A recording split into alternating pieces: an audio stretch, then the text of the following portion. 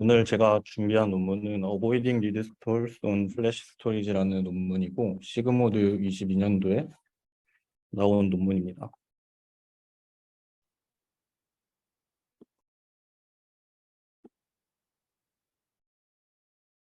네, 발표는 다음과 같은 차례로 진행을 하겠습니다. 먼저 백그라운드에 대해서 설명드리고 그 다음에 이 논문에서 주장하는 문제가 무엇인지 정의하고 그 다음에 이 논문에서 그 문제를 해결하기 위해 제시한 디자인을 설명드리고 이밸류에이션 그리고 컨클루전으로 마무리하겠습니다. 먼저 백그라운드입니다. 최근 OLTP 데이터베이스 마켓에서도 기존의 하드디스크를 대체해서 SSD를 메인 스토리지로 사용하고 있습니다. SSD는 하드디스크와 다른 여러 가지 특징들이 있는데 그 중에서 이 논문에서 주목한 특징은 어시메트릭 I/O 스피드입니다. 일단 기본적으로 SSD의 리드 성능이 라이트 성능보다 매우 빠르다는 특징인데 아래 표에서 논문의 저자들은 4개의 커머셜 SSD와 하드디스크의 성능을 비교하였습니다. 왼쪽은 4K 랜덤 리드 라이트 IOPS를 나타낸 표이고 오른쪽은 16K 랜덤 리드 라이트의 레이턴시를 나타낸 표입니다. 이 표에서 확인하실 수 있듯이 기존 하드디스크의 경우에는 리드와 라이트 성능 비율이 1대1로 거의 동일했는데 SSD의 경우에는 적게는 5배 이상, 크게는 13배 이상 성능 차이가 나는 것을 표를 통해 확인하실 수 있습니다. 레이턴시 역시 마찬가지로 하드디스크의 경우에는 거의 1.1배로 거의 동일하지만 SSD의 경우 적게는 2.7배, 많게는 4.2배까지 성능 차이가 나는 것을 확인하실 수 있습니다. 본 논문에서 주요 타겟팅하고 있는 버퍼 캐시에 대해 알아보겠습니다. DBMS에서 사용하는 버퍼 캐시는 우리가 흔히 알고 있는 버퍼 캐시의 역할이랑 크게 다르지 않습니다. DBMS에서 버퍼 캐시는 디램 테이블과 인덱스 페이지들을 캐싱하고 있고 주요 DBMS에서 버퍼 매니저가 하는 주요 역할 중 하나는 이 버퍼 캐시에 있는 페이지들 중에서 자주 사용되지 않는 페이지들을 내쫓고 자주 사용되는 페이지들을 버퍼 캐시에 유지하는 것입니다. 데이터베이스는 듀러빌리티를 위해서 리드 로그의 경우에는 포그라운드 스레드가 라이트가 완료되는 것을 보장해 주지만 버퍼 캐시에 있는 페이지들의 경우 백그라운드 스레드가 어싱크하게 라이트를 진행하게 됩니다. 백그라운드 스레드가 따로 돌고 있다가 버퍼 캐시에 있는 더티 페이지들을 찾아서 스토리지에 라이트하게 되는 것인데 여기서 이제 어떤 새로운 리드가 들어왔을 때 새로운 페이지를 할당받는 과정을 살펴보면 아래 그림과 같습니다. 먼저 리드를 요청한 포그라운드 스레드가 버퍼 캐시에 있는 프리페이지 리스트라는 리스트를 찾게 됩니다. 만약에 버퍼 매니저는 프리페이지 리스트에 최소 1개 이상의 프리페이지를 항상 두려고 노력하고 있기 때문에 여기서 만약 프리페이지를 찾게 되면은 리드는 아무 딜레이 없이 바로 서비스할 수 있게 됩니다. 하지만 만약 프리페이지 리스트에서 프리페이지를 찾지 못하게 되면은 LRU 리스트로 가게 되고 LRU 리스트의 테일부터 하나씩 뒤져서 다시 프리페이지를 찾게 됩니다. 만약 여기서도 프리페이지가 나타나지 않게 되면은 LRU 리스트에 있는 더티 페이지들 중에 하나를 선택해서 디스크에 플러시하고 이 플러시가 완료된 후에 그 페이지를 다시 프리페이지로 할당하여 리드를 서비스하게 됩니다. 논문의 저자들은 앞서 살펴본 과정에서 마지막 플러시 스텝까지 가게 되면은 리드가 라이트가 끝날 때까지 기다려야 되는 상황이 오게 되고 이 상황이 오면은 리드 스토리 발생한다고 말했습니다.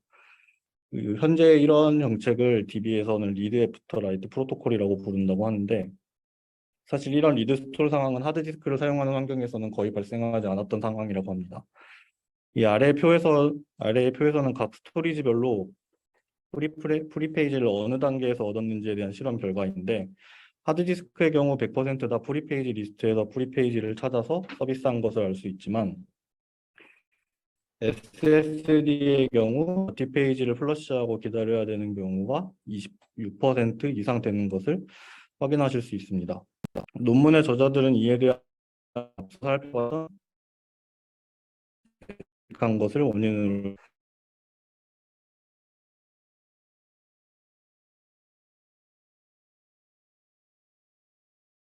페이지를 필요하기 전까지 페이지를 생성하는 데 성공했었지만 SSD 경우 리드 차이가 이상 나기 때문에 사이트가 처음 프리페이지를 만들기 전에 리드가 가지고 있던 모든 프리페이지를 다 소모하기 소모하는 상황이 많이 발생하고 이로 인해서 리드가 발생한다고 나오고 있습니다. 저들은 리드 스토리 발생하지 않기 위해서는 어느 정도 버퍼 사이즈가 필요한지에 대해서 마이스컬을 통해서 실험을 진행하였습니다. 버퍼 풀 사이즈를 전체 데이터베이스 크기의 10%에서 60%까지 늘려가면서 실험을 진행하였는데 아래 그림에서 볼 수 있듯이 버퍼 풀 사이즈가 대략 60% 이상이 되어야 리드 스토리 더 이상 발생하지 않는 것을 확인할 수 있습니다. 이게 마이스컬에서만 일어나는 문제인지 확인하기 위해 저자들은 동일한 RAW 프로토콜을 사용하는 포스트그레스QL이나 오라클, 제로 DBMS와 같은 DBMS에서도 실험을 진행하였는데 모두 다 동일한 결과들이 나왔고 특히 제로 DBMS의 경우 25%의 버퍼 캐시를 줘도 리드 스토리 50% 이상 발생하는 것을 확인할 수 있었다고 합니다. 지금까지 나온 내용들을 정리하면은 어떤 새로운 페이지 PR이 버퍼풀의 프레임 F를 할당받고자 할 때 PR은 어떤 더티 빅팀 페이지 PW가 F를 플러시하고 그 F가 클린해질 때까지 기다린 후에 얻을 수 있게 됩니다. 그렇기 때문에 이 PR과 PW는 서로 시리얼라이즈 하게 된다는 문제를 갖게 되는데 여기서 PR과 PW는 사실 서로 아무 상관이 없는 페이지들이고 단지 운이 나쁘게 동일한 프레임을 공유한다는 점에서만 관계를 갖게 됩니다.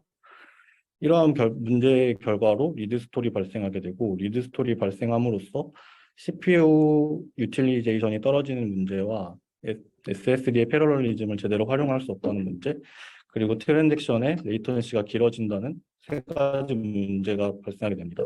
이 논문에서는 이 세 가지 문제를 지적하고 이를 해결하기 위한 방법을 제시하고자 합니다.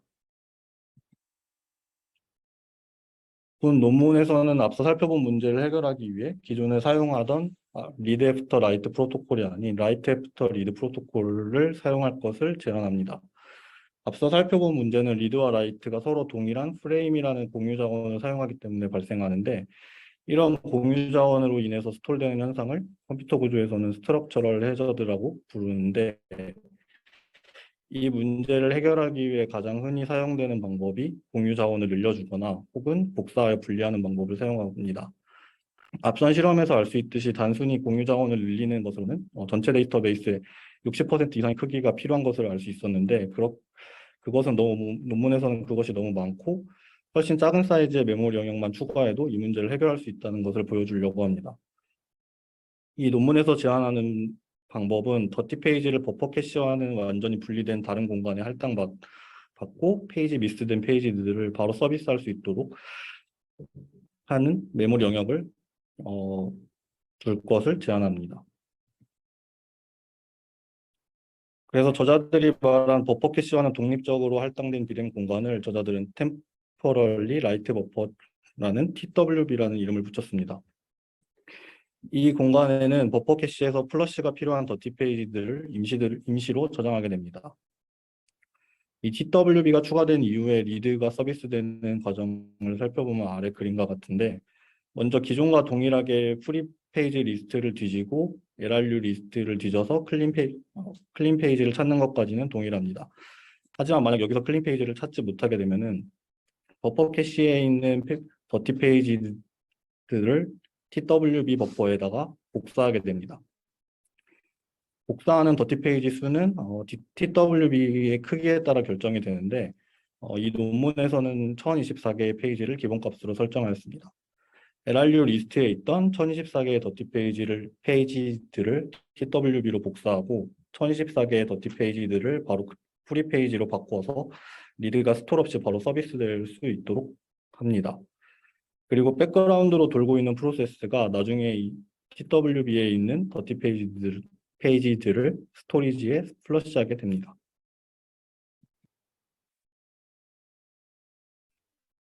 TWB의 사이즈가 너무 작을 경우 리드 스토어 문제를 해결할 수 없고 너무 크게 될 경우 TWB에 복사하고 리드를 위해 찾는 데 걸리는 시간이 너무 길어져서 논문의 저자들은 이 적절한 크기를 128MB로 설정하였습니다.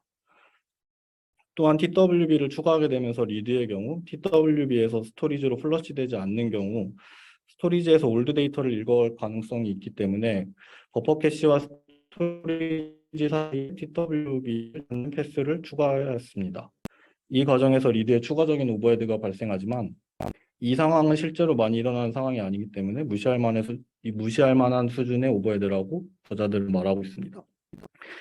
만약 더티 페이지가 TWB에 있는 상황에서 크래시가 발생할 수가 있는데 이 상황에서는 이미 리드 로그가 스토리지에 적혀 있는 상태이기 때문에 기존의 리커버리 스킴을 이용하면 충분히 해결할 수 있는 문제라서 무시할 수 있다고 주장하고 있습니다. 마지막으로 라이트 인텐시브한 워크로드에서는 이 TWB가 부족해서 리드 스토리 다시 발생할 수 있습니다. 이 경우에는 TWB의 크기를 늘리거나 새로운 TWB를 만드는 방식으로 해결이 가능한데 논문의 저자들은 앞서 말씀드린 대로 TWB의 크기를 너무 크게 할 경우 레이턴시에 문제가 있기 때문에 세컨더리 TWB라는 것을 추가하여 라이트 인텐시브한 워크로드에서만 이 세컨더리 TWB를 이용하여 리드 스토어 문제를 해결하겠다고 하였습니다. 지금까지 제시된 방법으로 구현된 라이트 애프터 리드 프로토콜에 대한 검증을 위해 논문에서 실험한 평가입니다. 환경은 다음과 같고 앞서 살펴봤었던 4개의 SSD와 1개의 하드디스크를 이용하여 실험을 진행하였고 데이터베이스의 사이즈는 특별한 명시가 없으면 200GB이고 버퍼 캐시는 이의 10%인 20GB를 사용하여 평가를 진행하였습니다. 평가를 진행하는 데 사용한 DBMS는 주로 마이시컬을 주로 사용하였고 공정한 평가를 위해서 RAW 프로토콜을 사용하는 베이스라인 DBMS에는 버퍼 캐시의 TWB만큼의 사이즈를 추가적으로 더 할당해 주었다고 합니다. 먼저 기본 성능을 측정하였습니다. 벤치마크는 TPCC 벤치마크를 이용하였고 먼저 아무런 튜닝을 하지 않은 바닐라 마이시컬의 TPCC 벤치마크를 돌렸습니다. 그리고 런타임 동작에 맞춰서 몇몇 파라미터들을 튜닝해서 최적의 성능이 나올 수 있도록 튜닝하고 이를 베이스라인으로 삼았습니다.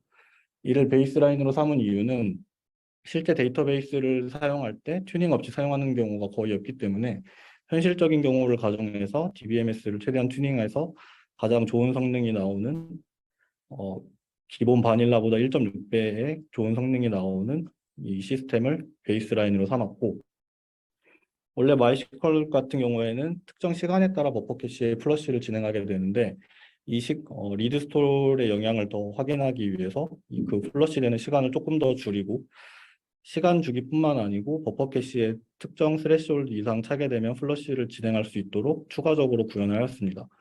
논문에서는 그 기능을 스마트 플러싱이라고 이름을 붙였고 이 경우 바닐라에 비해 1.8배 정도의 성능이 더 좋은 것을 확인할 수 있습니다. 마지막으로 논문에서 제안한 RAW 프로토콜 대신 WAR 프로토콜을 사용한 시스템을 측정하였는데 이 경우는 바닐라 대비 3.6배의 성능 향상이 있음을 확인할 수 있습니다. 이를 통해서 논문에서 제안하는 WAR 프로토콜이 효과적인 성능을 내는 것을 확인하실 수 있습니다. 다음으로는 앞서 살펴봤던 5개의 스토리지와 추가적으로 AWS 클라우드 블록 스토리지, 구글 클라우드 블록 스토리지에서 버퍼 캐시 사이즈를 변경해가면서 성능을 측정하였습니다. 논문에서는 RAW 프로토콜의 리드 스토어 원인이 리드와 라이트 성능이 차이가 나는 것을 원인으로 지적했었는데 그 가설대로 하드디스크에서는 RAW 프로토콜을 사용할 때와 WAR 프로토콜을 사용할 때 성능 차이가 거의 없었다고 합니다. 그래서 그래프를 따로 추가하진 않았고 그래서 여기에 있는 6개의 그래프는 SSD를 이용한 성능 측정 그래프들입니다. SSD들의 경우 아래 그래프에서 볼 수 있듯이 WAR 프로토콜을 사용할 때 RAW 프로토콜을 사용할 때에 비해 성능이 다 높은 것을 확인할 수 있고 앞서 살펴봤던 대로 버퍼 캐시 사이즈가 최소 60% 이상은 되어야 리드 스토리 발생하지 않기 때문에 실험에서 진행한 25%까지의 성능은 모두 다 WAR 프로토콜이 더 우수한 걸 확인하실 수 있습니다. 그리고 RAW에서는 만약에 이 리드스토어 문제를 해결하기 위해서는 전체 데이터베이스 사이즈의 60% 이상의 DRAM 공간을 추가적으로 할당해야 되는 데에 비해 WAR 프로토콜을 사용할 경우 단지 128메가만 추가하면은 이 문제를 해결할 수 있기 때문에 매우 효과적이라고 할 수 있습니다. 실제로 평가를 진행하면서 리드 스토리 얼마나 발생하는지를 확인한 표입니다. 앞서 살펴봤던 대로 프리 페이지 웨이트 단계까지 가야지 리드 스토리 발생하는데 WAR 프로토콜을 사용할 경우 리드 스토리 발생하는 확률이 2%까지 줄어든 것을 확인하실 수 있습니다. 다음으로는 WAR 프로토콜을 적용함으로써 롱테일 레이턴시가 얼마나 향상됐는지에 대한 실험입니다.